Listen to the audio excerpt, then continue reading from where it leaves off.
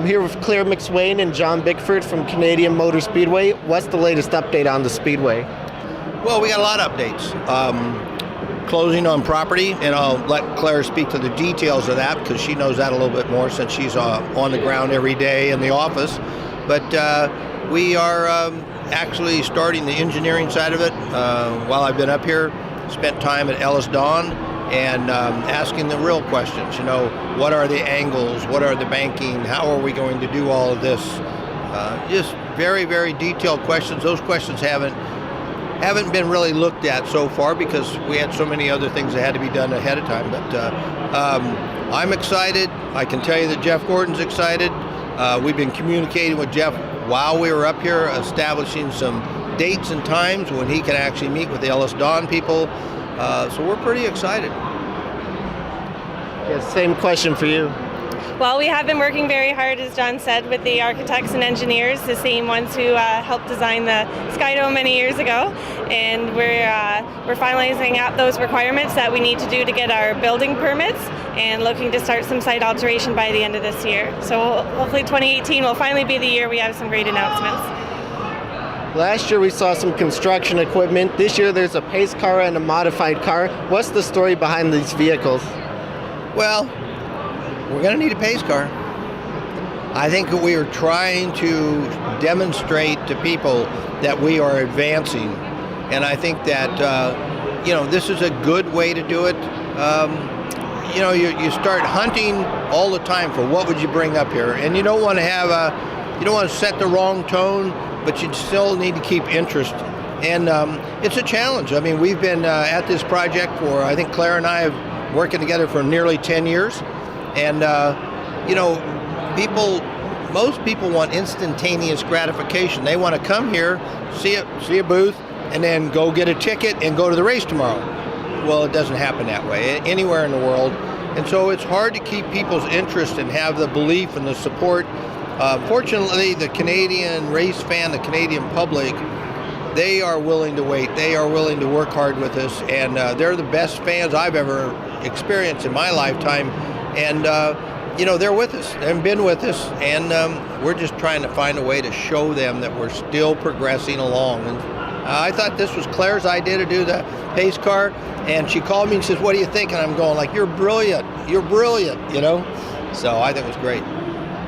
We just thought it's time to have a little fun. We've all been working very hard, and we had the bulldozer last year, and this kind of seemed like the next stage, and looking forward to the construction side catching up to this pace car.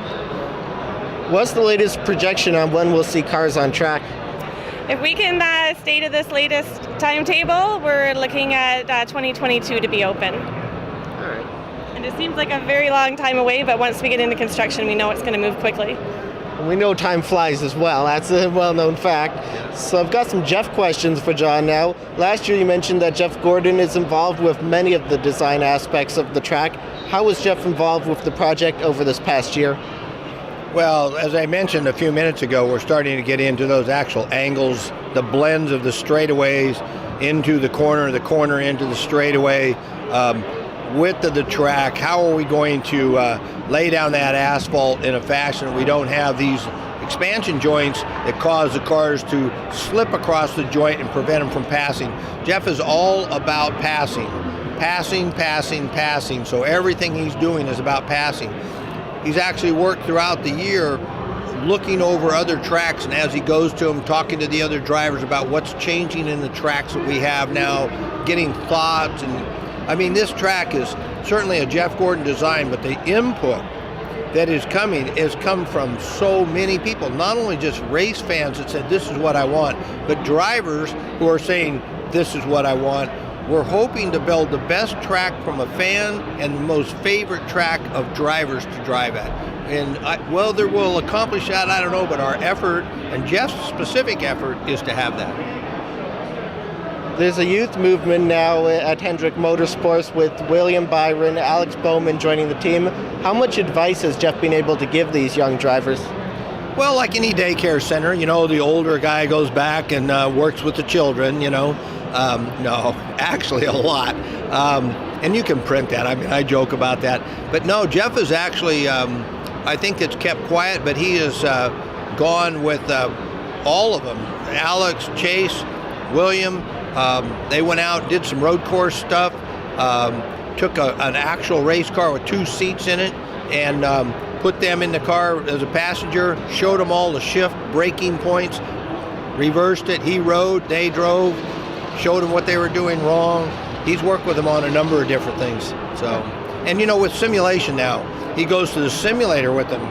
They drive the simulator, then he gets on the simulator and shows them how they can be faster, and then how they find the line. What are they searching for? What's that feel? And that's, a lot of that's inherent, but if you don't know and someone says, try this, oh my goodness, look at how much different that is. Oh, okay. Jeff says you're hunting for that feel, you're hunting for that rhythm. And lastly, too, I remember talking with you when Jeff originally started at Fox Sports. Now 3 years in, what does Jeff think of the experience? I think he really enjoys it. He, probably the best way to describe it is at 7 o'clock in the morning, the trailers are unloading, cars are coming down the ramps, and Jeff Gordon's standing there with his coffee and his clipboard making notes. And when he was a driver, the crew chief was struggling to get him to the car by 11:30 in the morning, right? And he certainly didn't come with a clipboard, and he didn't have coffee. So I would tell you that he is so into this whole broadcasting and accuracy and making sure he's a representative of the fans in that booth, so telling them what they want to know. And for all these years, when he'd sign autographs, the fans would ask him questions. When are you going to be in the booth? When you get in there, we want this, we want this. Wouldn't you do that? Would you do this? So he's really an ambassador to the fans in the booth, and he's trying to give them everything they've been asking for. So I think he loves it. I think he's doing a great job. All right. Claire MacSweyn and John Bickford from Canadian Motor Speedway, thank you for speaking with me. Look forward to seeing you next year. Sounds great. Thank you.